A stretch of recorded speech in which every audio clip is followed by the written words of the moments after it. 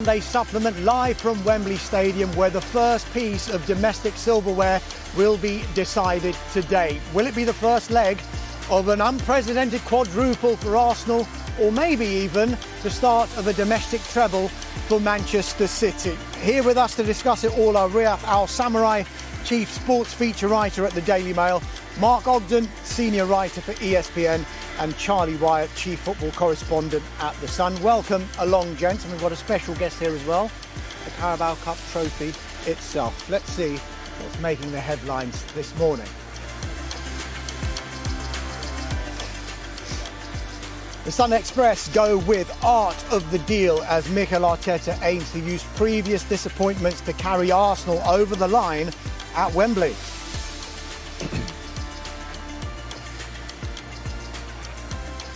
It's Hull good fun, according to The Sun, as Gabriel looks forward to renewing his rivalry with Erling Haaland. The Sunday Mirror, dark destroyer, as Ruben Dias tells Arsenal to forget about what the tactics that the paper is describing as the dark arts. Away from the Carabao Cup final, the Observer goes with double trouble as Danny Welbeck celebrates scoring twice against Liverpool. Liverpool and their manager are covered in depth in the Sunday Telegraph. Slot running out of excuses, while they also reference Chelsea's humbling at Everton. Rosinia in crisis. The shared problems of both Chelsea and Liverpool are profiled in the Sunday Times. Falling giants as both the Champions League chasers suffer defeat.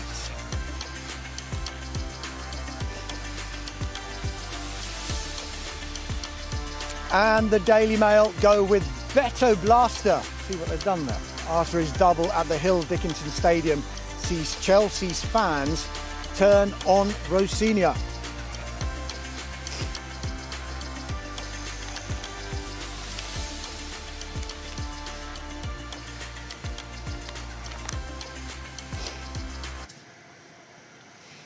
Okay, welcome along again, gents. We're at Wembley Stadium. It is the Carabao Cup final, of course, and we really should start with that. The Sunday Express goes with art of the deal. Mikel Arteta says handling defeat has given Gunners firepower. When you look at this final, Riyadh, I'll start with you. Who needs this more?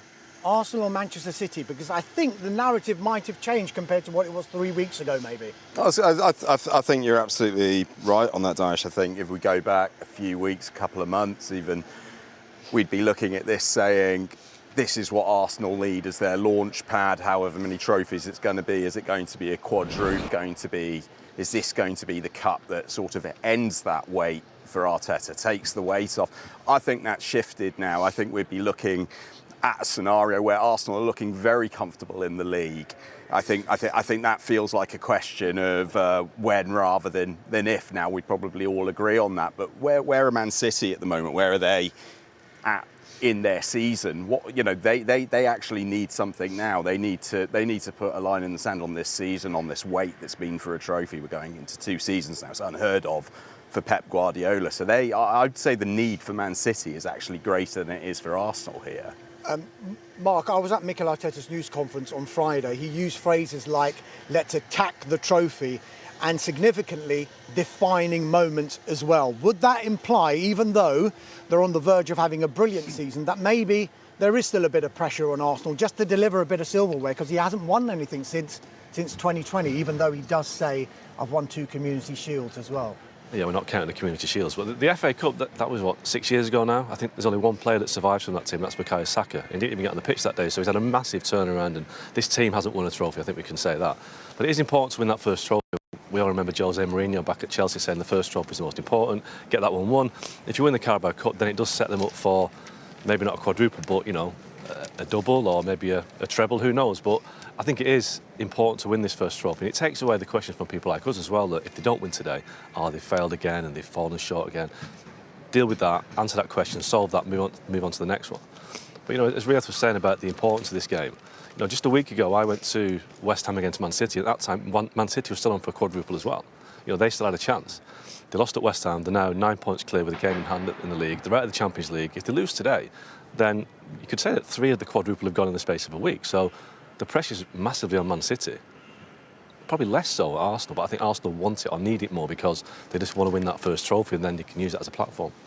Charlie, Mark mentioned the Q word about 4 times there, quadruple.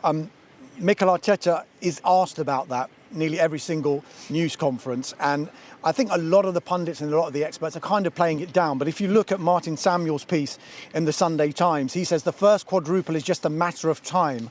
Arsenal really could do it. He says, should the quadruple be a serious ambition for Arsenal? Of course it should. Conquering English football's final frontier in many ways is only a matter of time. If not for Arsenal, then for somebody. If not this year, maybe the next. It's coming. Winning the 4 biggest trophies in one season was never thought achievable, yet in 3 of 4 recent seasons, it was still a possibility until mid-April. What's your view on that? It is still on. It looks difficult, but the way that their draws they're opening out, if they were to win today, you just never know. Yeah, maybe look, possibly Liverpool became, were really close at, 2022, when they, were 2 games away from doing it, and of course they didn't win the league and they lost to Real Madrid in Paris. Look, I don't see it. It'd be an incredible story if they did. I've been in press conferences where Mikel Arteta's been cagey about it. The players are definitely talking about it. I mean, there's no doubt about that. A few of them have admitted that. Of course they are, even if the manager won't do so. But it's going to be really, really tough. I still think there's a lot of pressure on Arsenal today.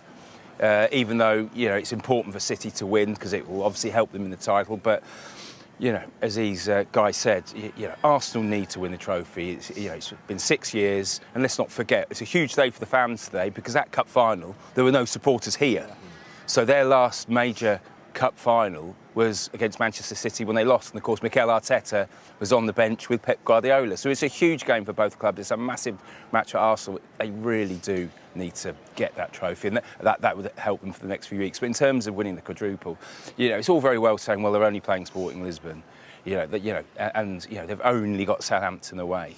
You'd expect them to win, but they could lose both of them. I don't think they necessarily will, but it's they'll probably win the league. They've still got to go to Manchester City. So, it is possible, but I still don't see it. Maybe one day. And this is the easiest one to win, let's be honest, because they're 90 minutes away from winning it today. So if they don't win this, then the next one, the Champions League, is much harder. The Premier League they're in pole position, but, they've got to go to Man City yet. They could slip up. And the FA Cup, again, they've got to get to a semi-final after a quarter-final. So this is the chance. This is the chance to get that first trophy, then put all those questions to one side and then build on get the momentum going for the next 2, 3 or 4. Riyadh, the narrative kind of has been that whoever wins today, it can almost be a platform and a springboard for bigger and better trophies for the remainder of the season. But when I spoke to Mikel Arteta, I actually put that narrative to him. He was moving away from that. It was all about Sunday. And I think it is now for both of these teams, isn't it? Because of what's happened with City in the past 10 days and because Arsenal haven't actually got their hands on a trophy since 2020. Yeah, look, to get a trophy, any trophy, I think that's what any Arsenal fan, player or member of staff would be saying right now. But again, kind of going to the previous answer, they've got so much on the table. They've got such a good position in the league. I think they can afford to have a bit of composure. I think what we've seen with this Arsenal team as well, which is noticeably different to the one that we've spoken about, 3 runners-up in a row in the league. I think they do have bottle. They need to prove it today, but we've seen with the nature of the wins this year, whether it's 1-0 to the Arsenal set-piece FC or all of this, they are finding ways to win, and you can trace that to the mentality, the psychology of a squad. Of course, that's what finals are for. Now they've got to go and prove it. About 10 minutes in, and the word bottle has finally made an appearance. I didn't think it would take that long. Riyadh, let's look at the back page of The Sun on Sunday, because Simon Collins, who was actually at the news conference as well, he's written a piece about the rivalry between the players, Mark. We know that the relationship between the two managers is very, very good, and they're at pains to say that they've got a fantastic relationship. The back page says, Harl good fun. Gabriel is relishing Wembley duel with old foe Erling Haaland. This one has got a bit of history, and there is needle between these two sets of players, isn't there? Yeah, and that's good though, isn't it? Because I think over the years, you know, the Premier League rivalries you've had, City-Liverpool was quite tense at times. United-Arsenal, obviously, over the years was really tense. And you want a bit of edge because it shows that both sides know that it's really important to win. They're both desperate to win, and obviously City have had the upper hand in recent years. But the Gabriel Haaland thing is definitely a rivalry because I think Haaland is frustrated by his record against Gabriel. I think he struggles as well, Haaland, against physical defenders. We saw that against Real Madrid and Antonio Rudiger. He doesn't like that over-physical centre-half that tries to dominate him. And Gabriel is definitely cut from the same cloth as Antonio Rudiger.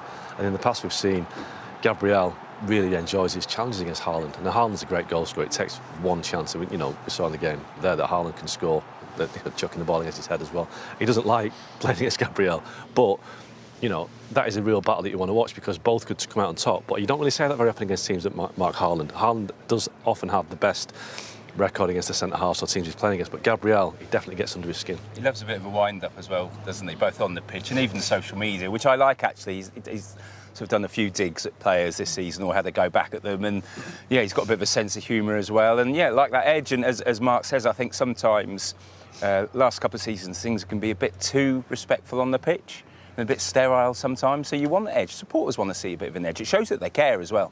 Gabriel's the heartbeat of that team as well, isn't he? I mean, he's you saw against Leverkusen. He'll block it with his face. He'll stick his body in the way he stands up. He celebrates blocks, which I quite like seeing. And he's that guy who raises the crowd. And we'd say I'd made the argument that sort of a lot of Arsenal's pulse follows from what Gabriel does in the same way with Haaland. Haaland's not playing very well at the moment. Gabriel's I think he's going to really enjoy having that duel. I think he'll enjoy that more than Haaland. He's the captain without an armband, isn't he? Yeah. I know Martin Odegaard is the captain. I know he's, even when he's on the pitch, I don't feel he's a natural captain, Odegaard. Yeah. And Declan Rice is, but Gabriel, it's... he's the leader of that defence. Yeah. It's a bit like Keown versus Van Nistelrooy at times, isn't it, as well? I mean, that was a classic rivalry back in the day that those two really kind of clashed.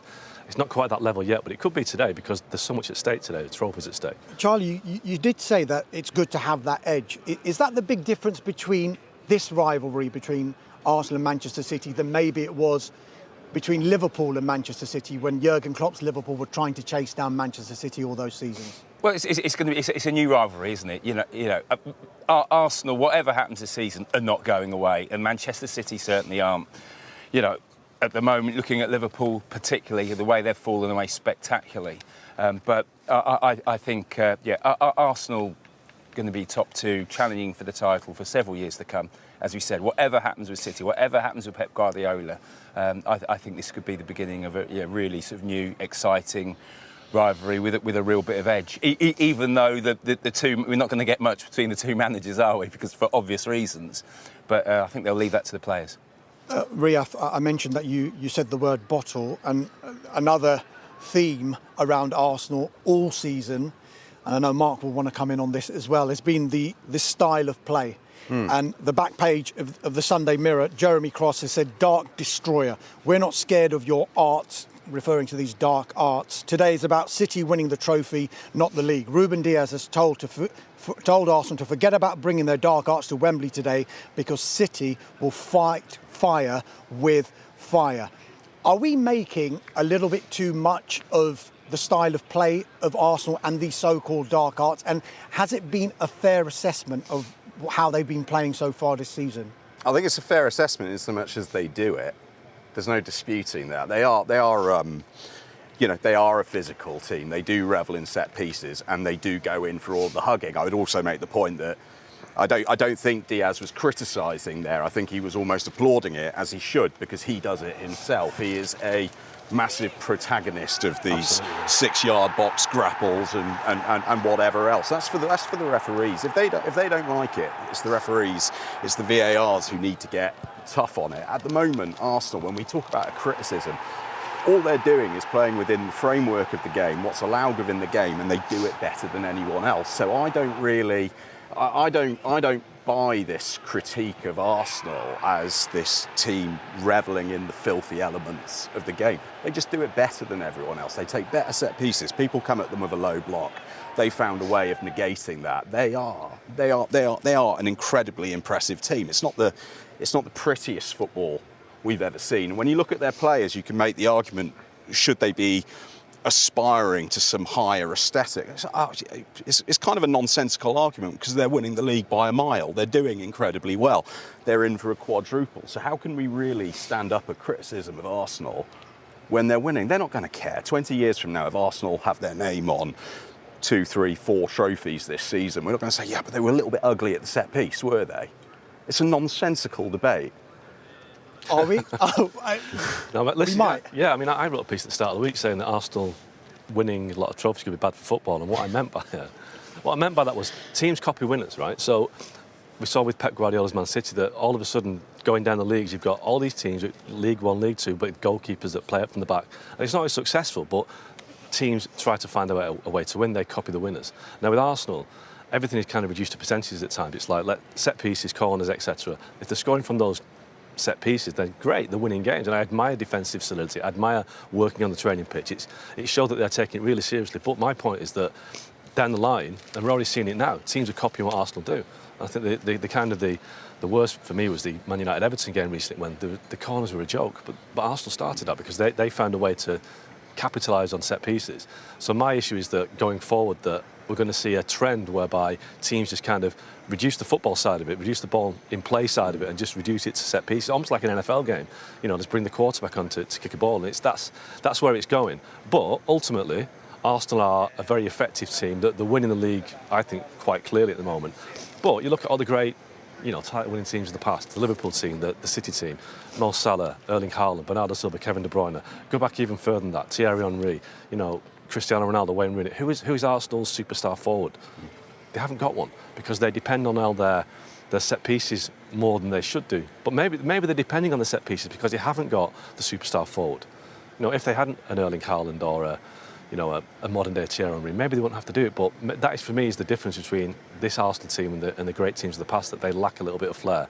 And I just worry about what comes next. But in do you have some really nice supportive comments from Arsenal fans? Apparently so. I didn't check them because I knew what was coming. But Arsenal are responding to a trend themselves, aren't they? It is this low block. You've got to find a way of dealing with it. It's no good coming back and saying, yeah, you know what, we've racked up a bunch of 2-alls or what have you. They have built these set pieces. They have built this style of play as a means of response, and it's been very effective. One thing that kind of epitomised it for me, I was at the PSG-Chelsea game, the first leg a couple of weeks ago, and that was a kind of really close game.